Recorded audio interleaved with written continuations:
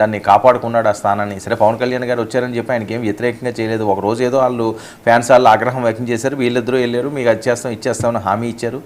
ఆయన సైలెంట్ అయ్యాడు, కుటుంబం అంతా రోడ్డు మీదకి వచ్చింది, ఆయన కోసం చేశారు. మరి ఎందుకు ఆ నిర్ణయం తీసుకున్నారు? ఎందుకు ఆ రకంగా బాధపడడం? ఆయనకి ఇచ్చిన హామీలు నెరవేరలేదు, ఇప్పుడేమో ఆ ఉన్న పోస్టును కూడా తీసి పక్కన పెట్టారు. మరి దీని పర్యవసానాలు ఈ రకంగా ఉంటాయి. చర్చతో ఈనాడు ప్రైమ్ డిబేట్లో మనతో పాటుగా చర్చలో పాల్గొంటున్నారు కేఎస్ ప్రసాద్ గారు, సీనియర్ రాజకీయ విశ్లేషకులు, మనతో పాటుగా స్టూడియోలో అందుబాటులో ఉన్నారు. అలాగే అజీ వర్మ గారు, జనసేన సీనియర్ నాయకులు కూడా మనతో పాటుగా లైవ్లో జాయిన్ అయ్యారు. విజయ్ కిరణ్ గారు, టీడీపీ అధికార ప్రతినిధి, మనతో పాటుగా జూమ్లో అందుబాటులో ఉన్నారు. చిన్నపరెడ్డి గారు, వైసీపీ సీనియర్ నాయకులు కూడా మనతో పాటుగా లైవ్లోకి అందుబాటులో ఉంది. ముందుగా ప్రసాద్ గారు, పిఠాపురం వర్మ గారి అంశాన్ని ఏ రకంగా చూడాలండి? ముందే చెప్పారు అని చెప్తానే ఆయన కన్నీళ్ళు పెట్టుకుంటున్నారు. అసలు దీనివల్ల ప్లస్సా మైనస్సా కూటమికి ఈ అంశంలోని? ముందుగా 99 టీవీ ప్రేక్షకులు నమస్కారం అండి. అలాగే ప్యానల్లో ఉన్న మిత్రులకి మీకు కూడా నమస్తే. నేను ఒక విషయం చెప్పగలను. ఎవరైనా బాహుబలి సినిమా చూస్తే శివగామిని రోలు చంద్రబాబు గారు ప్లే చేశారు, తెలుసో తెలియకో. ఈ వర్మ గారి యొక్క ఔన్నత్యం అండ్ ముఖ్యంగా క్షత్రియ సామాజిక వర్గం యొక్క పవర్ నేను గ్యారంటీగా చెప్పగలను. ఒక రఘురామకృష్ణరాజు గారిని ఎగ్జాంపుల్ చెప్పొచ్చు. Way is bounced back. YSRCP కాదన్నా మళ్ళీ the way is conquered the ticket and subsequent డెవలప్మెంట్స్లో ఎట్లా గెలిచాడో చూసాం మనం ఉండి నుంచి.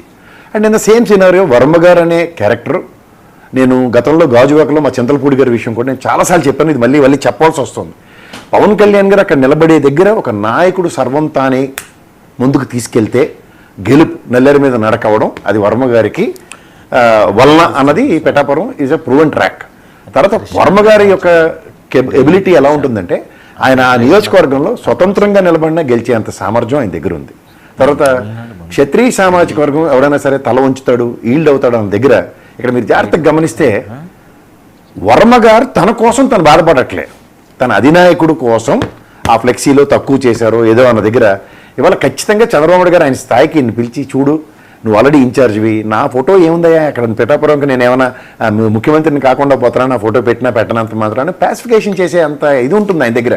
మరి అది కాకుండా ఆయన మొన్న అందరి ముందు గదమాయించి మొదలయించడం, ఈ ఫ్లెక్సీల విషయంలో ఎవరు పడితే వాళ్ళు ఎలా పడితే అలా బిహేవ్ చేస్తే అన్న దగ్గర ఒక చేతమని ఆయనకి ఇవ్వడం, ఆయన ఏదో తన కోసం ఏదో పోకలన్నట్టుగా అక్కడ పోర్ట్రేట్ చేయబడింది. అండ్ సబ్సిక్వెంట్ డెవలప్మెంట్స్లో ఇవాళ ఆయన్ని ఇన్ఛార్జ్గా కూడా తొలగించడం అంటే ఖచ్చితంగా అది ఆయనకు అవమానం కిందే దాన్ని పరిగణించవచ్చు. తర్వాత ఇవాళ చంద్రబాబు నాయుడు గారు, పవన్ కళ్యాణ్ వాళ్ళిద్దరికి సంబంధించిన అంశాల్లో ఒకరి కోసం ఒకరు నిజంగా త్యాగాలు బాగా చేసేసుకుంటున్నారు, శభాష్. కానీ క్షేత్రస్థాయిలో పవన్ కళ్యాణ్కి సంబంధించిన పార్టీ నాయకులు కానీ వాళ్ళ జన సైనికులు కానీ తీవ్ర మానసిక వేదనని అనుభవిస్తున్న వాళ్ళ కోసం ఒక నాయకుడు కానీ తెలుగుదేశం పార్టీ కానీ అక్కడ నిలబడిన ఉదంతాలు లేవు. ఇవాళ ఒక ఎగ్జాంపుల్ ఏంటంటే పవన్ కళ్యాణ్ గారు ఆరోగ్య పరిస్థితులు బాగోలే, రేపు పొద్దున మళ్ళీ పిఠాపురం వెళ్ళాలంటే ఈ వర్మ ఒక పక్కలో బలెల్లా ఉండి తన రాజకీయ చతురతతో అక్కడ నువ్వా నేనా అన్న తత్వాన్ని ప్రదర్శిస్తున్న దగ్గర ఎప్పటికైనా సరే పిఠాపురంలో వర్మ గారికి కన్నా, ఎందుకంటే తనకు ఉన్న ఊరు సొంత తల్లి కన్న తల్లి అన్న కాన్సెప్ట్లో వర్మ గారికి ఎనీ సర్కమ్స్టాన్సెస్ రేపు పొద్దున్న party ticket open independent capability prove చేసుకునే వెపన్ అతని దగ్గర ఉంది. కానీ అక్కడ పవన్ కళ్యాణ్ గారికి వచ్చిన బిగ్గెస్ట్ సెట్ బ్యాక్ ఏంటంటే అది హోమ్ పిచ్ కాదు. ఈ 5 ఏళ్లలో అతను ప్రభుత్వ వ్యతిరేకత లేదా ప్రభుత్వ సానుకూలత ఈ రెండింటినీ కూడా అతని జేబులోనే వేసుకోవాల్సిన బాధ ఉంటుంది. ఇప్పుడు పోనీ ఏదో సగం ఇన్ఛార్జ్గా కొంచెం నాకు మిస్లీడ్ చేశాడు ఇది ఏదని అపవాదు కూడా వేయడానికి లేకుండా ఇవాళ వర్మ గారిని స్మార్ట్గా తప్పించిన ఉదంతంలో రాబోయే రోజుల్లో ఏమైంది? ఇప్పుడు వచ్చిన పరిణామాల్లో ఖచ్చితంగా వర్మ గారు అనేది ఒక వైబ్రేషన్ ఖచ్చితంగా పిఠాపురం టెరిటరీలో, ఎందుకంటే అతని యొక్క సామర్థ్యం ఆ చుట్టుపక్కల రేడియస్లో నియోజకవర్గాల్లో అందరికీ తెలుసు. నెక్స్ట్ క్షత్రియ సామాజిక వర్గం పవర్ తెలుసు. మూడోది ఏకఛత్రాధిపత్యంతో వెళుతున్న కొన్ని నియోజకవర్గాల్లో తెలుగుదేశం కంచుకోట్ల కింద అభివర్ణించే దగ్గర పిఠాపురం ఒకటి. ప్రసాద్ గారు, ఈయన రాజీనామా అని మరో ప్రచారం జరుగుతుంది. Sir is a strong loyalist అండి. మీకు మళ్ళీ చెప్తున్నాను, ఆయన ఏదో ఇక్కడ కప్పదాట ఎవరు తెలుగుదేశంకి రాజీనామా చేసిన వైఎస్ఆర్సీపీకి వెళ్ళిపోయి లేదా ఇక్కడ మన కేఏపాల్ పార్టీకి వెళ్ళిపోయి తత్వం అవుతుంది కాదు. అక్కడ కార్యకర్తల మనోభావాలకు విఘాతం కలిగించే పని ఏది అతను చేసుకోడు. ఆల్రెడీ అతనికి ఉన్న ఫ్రిక్షన్ వైఎస్ఆర్సీపీ నుంచి వచ్చిన వాడితో ఎలా తలకైనా పొందు అతను చూస్తున్నాడు కదా. అక్కడ చూసి మళ్ళీ అదే అంబిగ్యూటీ వాళ్ళకి వైఎస్ఆర్సీపీతో ఇస్తే ఇప్పుడు YSRCP and as well as Telugu Desam రెండు పార్టీలు ఆర్క్రైవల్రీ అనేది ఉంది. అక్కడ ఇప్పుడు ఉదాహరణకి అక్కడ మన ఎవరండి వంగగీత గారికి సంబంధించిన అంశాల్లో ఏదైనా వర్మ గారికి పరపచ్చలు వచ్చి ఆ అటాక్ వేరు. ఇక్కడ కూటమిలో ఉన్న నాయకులతో అతనికి వచ్చిన విభేదం చంద్రబాబు నాయుడు గారి వల్ల, అతని వ్యక్తిగతం కాదు. అతనికి అవమానం జరిగింది ఈ రోజు దాకా ఎక్కడ ఆయన ఒక్క మాట కూడా మాట్లాడలేదు. కాబట్టి విజయ్ కూడా ఆ విషయంలో ఏకీభవించి తీరవలసిందే. ఎందుకంటే వర్మ బయటకు వచ్చి నాకు ఇవాళ అన్యాయం జరిగింది, నాకు మోసం జరిగింది, నాకు పార్టీ అన్యాయం చేసింది, నాకు ఎమ్మెల్సీ పని ఇవాళకి కూడా ఓ నెక్కచ్చని సైనికుల్లాగే పనిచేస్తున్నాడు అతను. సో తన అంకిత భావం టువర్డ్స్ హిస్ పార్టీని ప్రశ్నార్థకంగా వదిలేయడం ఎంతవరకు సమంజసం అనేది తిరిగి ప్రశ్న. నేను ఎందుకు బాహుబలిలో శివగామినితో పోల్చానంటే ఆవిడ కూడా వెనక ముందు ఆలోచించకుండా ఆ రానా గారిని డమ్మి గారిని చేసి అక్కడ ఉన్న సిచ్యువేషన్స్కి అట్రిబ్యూట్ చేసుకుని ఏదైతే చేసిందో తర్వాత పర్యవసానం శివగామిని నెత్తికే చుట్టుకుంది.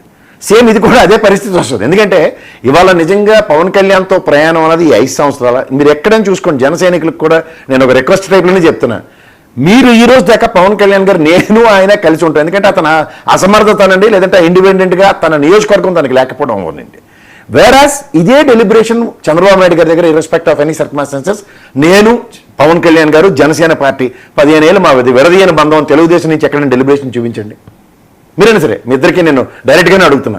ఇది ఎందుకు అవుతుందంటే ఇవాళ తనకి ప్రాబ్లమేటిక్ సిచ్యువేషన్ అట్రిబ్యూట్ అయ్యి తన గెలుపుకి సహకరించిన వాళ్ళతో సమన్వయపరుచుకునే దగ్గర సర్వం. ఇప్పుడు చూడండి, బీజేపీ ఒక అభయాస్త్రం ఇస్తే మిగిలిన పార్టీలు అందరూ ఎలా సేత తీరుతారు అన్న దగ్గర ఇవాళ పవన్ కళ్యాణ్ గారికి ఒక రిలాక్సేషన్ వచ్చింది. ఎనీ ప్రాబ్లం నాకైతే చంద్రబాబు నాయుడు గారు ఉన్నారన్న ధైర్యం వచ్చేసింది అతనికి. ఆ ధైర్యం ఎప్పుడైతే ఆయనకు వచ్చిందో దానివల్ల ఏమవుతుందంటే కింద క్యాడరు కింద సమన్వయపరుచుకునే అంశాలు తర్వాత నాగబాబు గారు లాంటి వెళ్ళే వ్యక్తులను ఆయన ఆరోగ్యం గురించి ఎవడు అడగడా. ఈ రోజు కిందల పొంకాలు స్క్రోలింగ్లు వస్తుంటే అక్కడ నియోజకవర్గ సమస్యల మీద ఏ నాయకుడు కూడా ఫోకస్ చేయట్లేదు వాళ్ళకి సంబంధించిన అంశాల్లో. ఇది చాలా చాలా తీవ్ర ఆక్షేపణీయం. ఎందుకంటే ఇవాళ మీరు టిట్ ఫర్ టాట్లో రేపు పొద్దున గెలిచిన 23 స్థానాల్లో వాళ్ళ నియోజకవర్గ ఇన్ఛార్జీలో ఉన్న 2-3 తప్పించి బ్యాలెన్స్ ఆఫ్ తెలుగుదేశం జనసేన అని చూపించిన మళ్ళీ కష్టాలని జనసేన పార్టీకి. ఇవాళ వర్మ గారు అంత ఎబిలిటీ క్యాపబిలిటీ వాళ్ళ జనసేనలో ఎంతమందికి ఉందన్న దగ్గర వాళ్ళ ఆత్మ పరిశోధన ఆత్మ ప్రక్షాళన చేసుకోవాలి. ఎందుకు అంటే రేపు పొద్దున్న రాబోయే రోజుల్లో ఇవాళ నియోజకవర్గాల పెంపు అన్నది ఒక ఉదాహరణ జరగలేదు. ఇప్పుడున్న 175 నియోజకవర్గాల్లో మళ్ళీ ఆన్ ద బేసిస్ ఆఫ్ 23 వస్తాయా లేదా 13 వాళ్ళు మళ్ళీ తెలుగుదేశంకి వెళ్ళిపోతారా లేదంటే మళ్ళీ జనసేనకి ఎన్ని వస్తాయన్న ఈక్వేషన్స్లో వీళ్ళు క్షేత్రస్థాయిలో పార్టీ బూత్ కమిటీలతో సైతం నిర్మించుకునేంత నేపథ్యం ఎక్కడైనా కనబడితే దాని మీద మనం అందరూ చెప్పొచ్చు. ఇవాళ కూడా అధికార ప్రతినిధులు ఎక్కడ వాళ్ళ పార్టీ గళాన్ని నిర్మించుకోవడానికి ఎక్కడ వేదికల మీదకి రావట్లేదు. ఆయన ఆరోగ్యం ఒక వంక. ఆయన ఎంతసేపు అండి పార్టీ లిస్ట్ ఫైనలైజ్ అయిన తర్వాత సంతకం పెట్టి అధికార ప్రతినిధులు అంటే ఎంతమంది ఉన్నారు? అదే వారు మీరు 2 రోజుల తర్వాత నాకు కనబడుతున్నారు.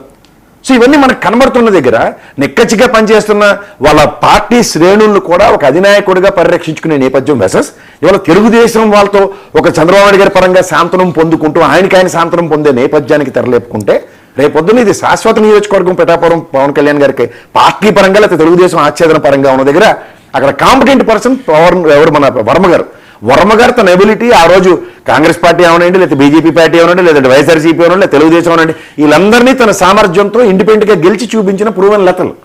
సో ఇట్లాంటివన్నీ ఉన్నప్పుడు ఒక ఏ వ్యక్తితో మనం ఢీ కొడుతున్నాం అన్నది చాలా ఆలోచించవలసిన విషయం. అందులో మనస్తాపానికి గురైన వ్యక్తి రేపొద్దు నుంచి ఒక నిర్ణయం వైఎస్ఆర్సీపీ నుంచి ప్రొటెక్ట్ చేస్తున్న తెలుగుదేశానికి వాళ్ళ జనసేనతో కూడా ప్రొటెక్ట్ చేసుకోవాల్సిన అవసరం వస్తుంది అన్న నెగిటివ్ వైబ్రేషన్స్ కనుక పిఠాపురంలో తెలుగుదేశం శ్రేణులకి పర్కులేట్ అయితే ఆ వైబ్రేషన్స్ మొత్తం నియోజకవర్గం ఉన్న టెరిటరీలో ఆ బార్డరింగ్ నియోజకవర్గాలన్నిటికీ ఎంత ఎఫెక్ట్ అవుతుందో ఆలోచించుకోవాలి. ఇది ఒక విధంగా చెప్పాలంటే తీవ్ర పరిణామాలే, అంత ఈజీ కాదు. ఒకటి మాత్రం నేను చెప్తాను, అధికారంలో ఉన్నప్పుడు కొన్ని కనబడవు. నాడు కేసీఆర్ గారి విషయంలో 2001లో కూడా సేమ్ సిచ్యువేషన్ అట్రిబ్యూట్ అయింది. ఇవ్వలేమైంది తెలుగుదేశం తెలంగాణలో? అంటే నేను ఒక హ్యూజ్ కంపారిజన్ అంటే ఒక పార్టీలో ఒక స్టాల్ వర్డ్స్ కొంతమంది టాల్ లీడర్స్ అని వాళ్ళు ఉంటారు. వాళ్ళ ప్రూవెన్ లెతలు ఎలా ఉంటుందంటే నిరంతరం నియోజకవర్గం పట్ల 200% కమిట్మెంట్ లెవెల్స్తో ఉంటుంది. ఆ కమిట్మెంట్ లెవెల్స్ ఉన్న వాళ్ళకి ఎప్పుడైతే ఒక దగ్గర వాళ్ళని ప్రశ్నార్థకంగా పార్టీ పరంగా ఉందనుకోండి అప్పుడు చాలా బాధాకరంగా ఉంటుంది. అది ఎలా ఉంటుందంటే ఒక నిగూఢంగా లోపల నివురుగప్పి నిప్పులో ఉంటుంది. సమయానుగుణంగా ఇప్పుడు ఆయనకి ఎమ్మెల్సీ రాకపోయినా మొదటి విడతలోనే ఎమ్మెల్సీ ఇస్తానని ప్రామిస్ చేశారు. ఆ వీడియోలు కూడా ఉన్నాయి, మనందరికీ తెలిసిన విషయమే. విజయ్ నవ్వినంత మాత్రాన నవ్వులు పాలైపోయిన వర్మ గారిని అయితే నేను నువ్వు కాపాడలేం విజయ్, ఆ విషయం మీకు తెలుసు. కానీ నవ్వులు పాలైన వర్మ యొక్క వైబ్రేషన్స్ ఎట్లా ఉంటాయి డౌన్ ద లైన్ మాత్రం ఖచ్చితంగా చెప్పొచ్చు. Okay right. విజయ్ దేనికి నవ్వుతున్నారు? సభ్యులకి ప్రేక్షకులందరూ కూడా గుడ్ ఈవినింగ్ అండి. ముందుగా